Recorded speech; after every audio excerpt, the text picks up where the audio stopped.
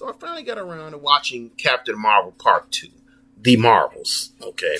Figured why not? It's on Disney Plus. So the movie picks up a number of years after the first picture, and it deals with the fallout of Captain Marvel's actions at the end of the first movie. She killed the Supreme Intelligence, which is a sentient computer that runs the whole Kree Empire. Basically, it was a leader. So after she killed the Supreme Intelligence, they had a civil war. Okay, and that civil war destroyed their environment. It polluted the water, destroyed the atmosphere, did a whole bunch of bad stuff. So there's this villain named Dar-Benn, and Dar-Benn has a hammer, like Ronan the Accuser, and she also has a magic armband, and she uses this magic armband to steal resources from other planet and send it back to Hala. Okay, so she sends the atmosphere and the water back to Hala. She blames Captain Marvel, so she's going around attacking planets that Captain Marvel cares about. So Captain Marvel, Miss Marvel, and Monica Rambeau all have light-based powers. I forget in the movie how it happens, but some kind of way, every time they use their powers, they switch places. Okay, so basically, they have to try and investigate this and figure out what the heck's going on. Of course, they find out about Dar-Benn's plot and say, okay, we got to get together and we have to stop Dar-Benn. All right. And Monica Rambeau is angry at Captain Marvel because Captain Marvel has not been back to see her in years. She considers her family, and basically her mother died and she just didn't come back. Like, oh, well, screw it. I got to go deal with some other slop out here, out in the universe. I see you when I see you, buddy. Okay, so that's the basic setup, man. Let me do the pros and the cons, but I'm going to do the pros first. Movie has pretty good special effects. Okay, I mean, compared to what we've seen lately in Marvel, I watched Ant-Man 3, which was bad. You know, the special effects was horrible. They looked like unfinished and like CGI vomit. That's what I call it. So compared to that, this had pretty good special effects. There were some decent action scenes. Very colorful movie. You know, if you were a young child or a little kid or something, you might like that. 3 women, 3 lead characters, 3 female lead characters. You know, if you're a woman and you just want to see that, you know, that level of representation, you might like that as well. That might get you in. It might help you enjoy it a little bit better. Nick Fury's here. You know, everybody likes Samuel L. Jackson. If you're a huge Captain Marvel fan, you might like that, like the movie. It may hit a little bit different for you. Beyond that, man, I'm sorry. It's not a ton in this movie that I could say that I really cared about or I really enjoyed. I mean, the storyline is simple, I guess, simple and easy to understand. If you're somebody who don't want like movies with deep storylines that's overcomplicated or takes a long time to understand, you know, might be the film for you. Okay, there's a little musical number, a little dancing, a little musical number. Kind of brief, but you might like that. Okay, I mean, movie isn't the worst thing I've seen. It's an average movie, man. It's not the worst thing I've seen. You know, if you just want to watch something to waste some time, it's not a bad time waster. I'll say that. Now, let's go to the cons. Man, first of all, the character of Captain Marvel. I understand Marvel had this big push where they want to go out in space. They could have picked another character who did a better job. Captain Marvel, to me, is not an interesting character. Okay, she was never an interesting character, even in her heyday, when she used to be called Mrs. Marvel. She was basically just eye candy. Okay, I've had people who argue me down that Captain Marvel is a more interesting character, and I always tell them, give me one good storyline from the comic books that you can think of that showed she was such a great character. They can never come up with anything. The only thing people remember about her is that Rogue stole her powers. Okay, she was in a coma. To be honest with you, I would have liked that. That Rogue should have been in this movie stealing her powers. That would have been more interesting to me, and her trying to figure out how she's going to be a hero with no powers, or how to adjust to that. how to go around and help people without powers. That might have been more interesting. She's not an interesting character, and they really don't do her any favors in this movie because there's no real character development at all.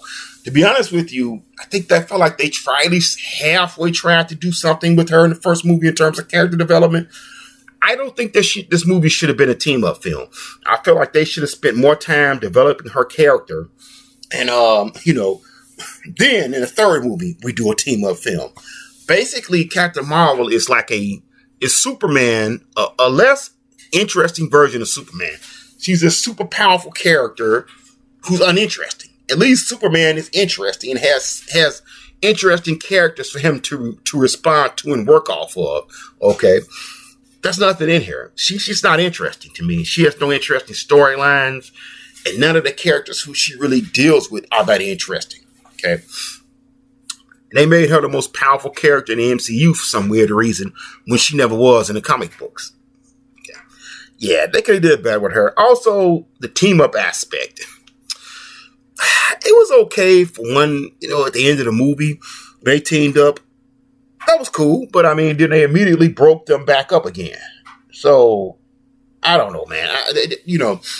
Honestly, if they were going to put her in a team up, she should have teamed up with two different characters very different from her. You got these three characters who all have light-based powers, and are connected to Captain Marvel in some way in the comic books. And I think that actually hurts. It would have been more interesting for her to be with like Hulk or Thor or something like that, or two more interesting characters that were unique from her. Then you could have made more sense for them to work together, that they had to work together because they had to use their different abilities. I don't really see that here. Okay. I see, honestly, three bland characters. And let me be clear. I actually like the lady who plays Monica Rambeau, but I like the actor. I don't like the character. Okay. Brie Larson, everybody says she's such a good actor. I've never seen it. Okay. They gave her a bland, uninteresting character, and she doesn't really do anything with it actor-wise. Doesn't really show any emotions or expressions or does anything to actually help. Okay. I don't know if anybody here who watches this video, if you ever seen something called Ed, Edd and Eddy. It's a cartoon. There's a character named Plank. It's a piece of wood that a guy he talks to, and the wood has a face drawn on it. If they ever do a live action version of that, Brie Larson should play that character. Okay. Mrs. Marvel. I actually like the actor. She actually was the most likable character, the most likable person here. Okay. The character wasn't that well written, and I don't really care for that character. She's actually another bunk character in the comic books that never should have been in the MCU. Okay. But the actor, you see the difference where she actually tried to do something with it. She actually put some energy and effort into expressing her lines and stuff. She does something with what they give her. That's the difference between her and Brie Larson. She actually puts more effort into it. But her character really isn't that interesting to me either. Okay. But she was the most likable character in here. Now, Dar-Benn. Woo! This has to be one of the most lamest, most uninteresting, most bunk characters I've ever seen in the MCU. Okay. And that's saying a lot because the MCU has a villain problem. Okay.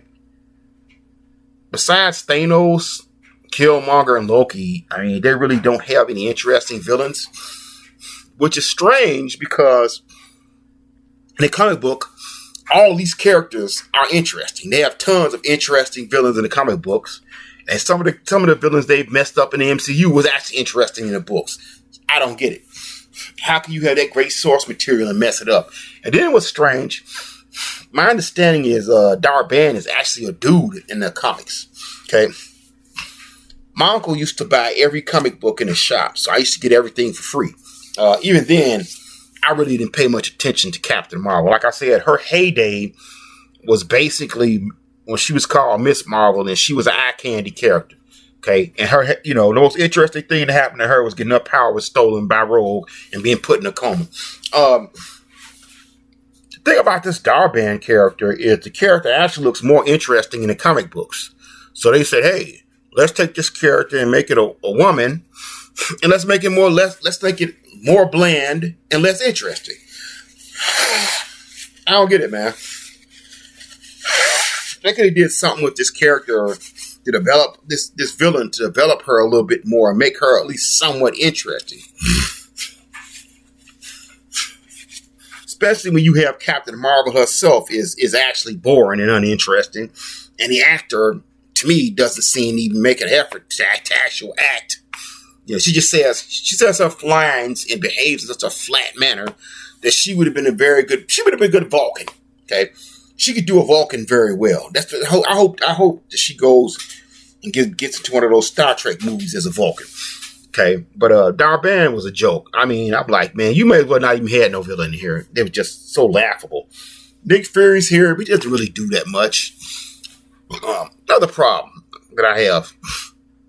So the Kree had a civil war, and they keep running around calling her Annihilator. But she really didn't actually do anything, really.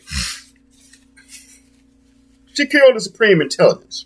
True, but how many societies do you have where a leader gets killed and that society survives? Plenty of them. You can go through history and see that you have societies who've had their leaders been assassinated and killed, and they didn't fall apart like that. That's how World War I started. Okay, they assassinated a world leader. Abraham Lincoln got killed. We've had presidents who got assassinated. We didn't fall apart. You mean to tell me that this advanced society, this so advanced society, these intelligent people, that they leader got killed and they just turned to some highly advanced barbarians and start killing each other? Oh, this one leader, now let's kill everybody. Let's go fight for power. Okay, fine. Maybe I can see that. Maybe I can overlook that. But here's my other issue, okay? They fought this war. They destroyed the environment. All right, fine. With all that technology and those spaceships, you're telling me they couldn't get any resources? You're telling me that they couldn't figure out a way to get some water there? They can fix the atmosphere through their advanced technology and trade with other advanced planets. They couldn't fix anything. Okay, the only way to do anything was Dar-Benn to go around her magic arm bracelet and basically destroy other planets, stealing all their resources. Come on, man. Okay, the water alone, you would think that advanced alien society with all the technology would have plenty of ways to get water, even if they had to ship it from another planet. It doesn't make any sense. Okay, and then they had her stealing atmosphere from one planet, opening up a portal, sending it to another. Is that how atmosphere works? You can steal atmosphere from another alien world and send it to another one? I don't know. I'm going to have to look that up.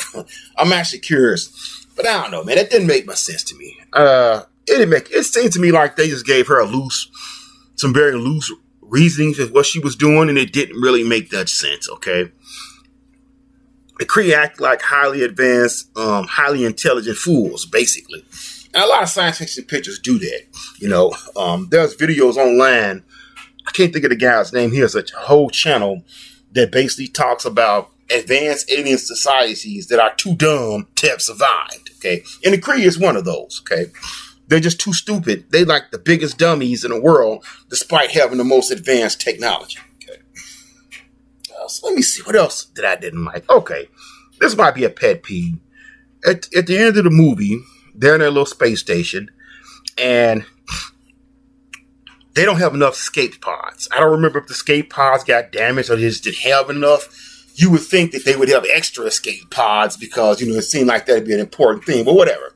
So, Goose the cat, who I assumed was a male cat, has babies. So I don't know if Goose is actually a female or, the male of his species gives birth, whatever. But they figure out, Nick Fury says, we'll have these cats eat everybody, and these cats can get in the space shuttle. Which fine, okay, that's fine.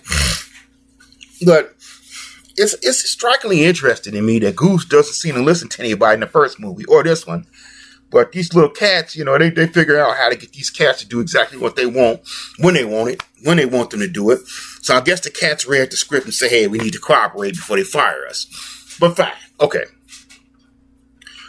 Wouldn't these people dissolve in these aliens' stomach? Like, wouldn't they have strong stomach acid? Wouldn't, like, at least their clothes get eaten up or something? I don't know. I mean, like I said, a minor pet peeve. Maybe I'm thinking too much for what essentially is a kid's movie. But I was thinking, like, man, they're actually eating these people, and they're going in their stomach, and they're not getting dissolved by the stomach acid. That has always bothered me. That's always bothered me, because if this thing has a big enough mouth, we can swallow a grown man, 250-pound man. It has to have a very powerful stomach with acid that would eat you up. So, like I said, too much deep thought for this movie. Okay. But it was just something that made me think, man. Then the whole thing with Monica Rambeau and her being upset because Captain Marvel didn't come back. That was not interesting to me, man, at all. And then her reason, I didn't want to come back because I want to fix everything and I want you to think of me as this hero. Like, that was stupid too. I wish they had left that out. Miss Marvel, like I said, was the most interesting character. But her, my hero, Captain Marvel, you're so great. That after a while, that was just like, shut up, man. That got a little annoying as well. That was kind of annoying. Then the fighting scenes. I feel like the fighting scenes was better in the first movie. Not because they were better choreographed, but, you actually got to see them. Too many times here, one of the characters fighting. Okay, now I'm kind of enjoying the fighting scene a little bit. And then they switch places with somebody else. So you just kind of ruined the flow of the action scenes. And they kept doing that all throughout the movie. The only time that I really liked it was in the last part of the movie when they used to beat up Dar-Benn. Okay. Yeah, that's it. That's the only time I really liked it in the picture, man. I don't know, I seen some dudes online saying this movie's it's so horrible. It's the Antichrist. It's blasphemy. This movie wasn't that bad. The problem is it's not that good. It's an average movie. I see why it flopped, because there's nothing really to write home about. There's nothing all that great in this movie. Okay, it's an average movie. It's not horrible, but it's not great either. I'm actually glad I did not go out to see it. It's not worth going out to see, but it's not the worst movie ever. Maybe if they had spent some more time on this, or actually tried to write a strong, interesting character and a good script. One of the biggest problems with this movie is that they waited too long to bring it out.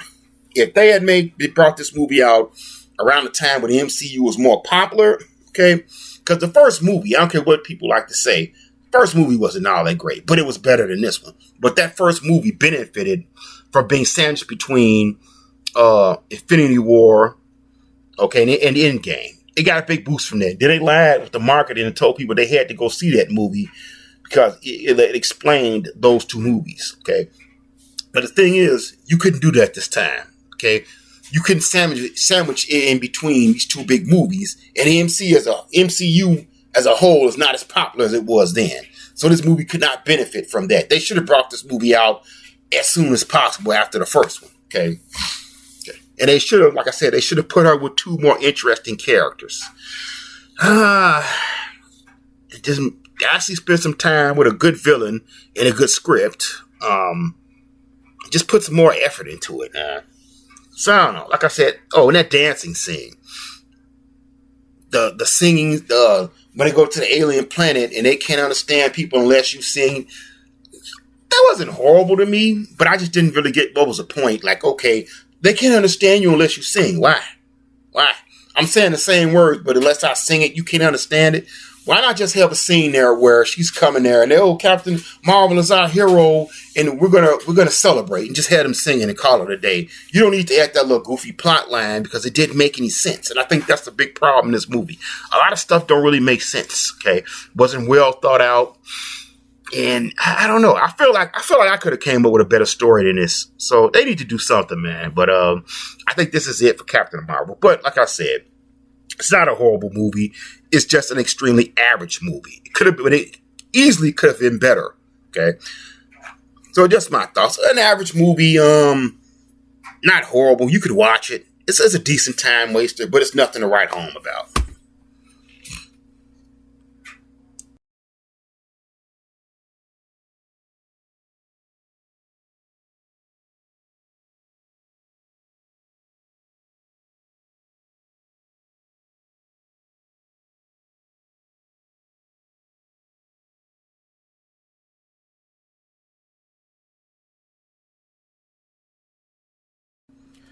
Most interesting part of this movie was actually the end of the movie where Monica Rambeau gets sent to she has to seal a cosmic rift or some garbage or whatnot, and she has to get sent to an alternate reality. And she meets Beast, and she meets her mother, who's playing another character called Binary. Okay, that was the most interesting part of the movie. Okay, oh, and you find out at the end of the movie that Miss Marvel loves being a team so much, she's gonna go start her own team.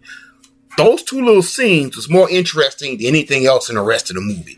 Like I said, man, they could have did better. Not the worst movie, not the best movie. Just an aggressively average film.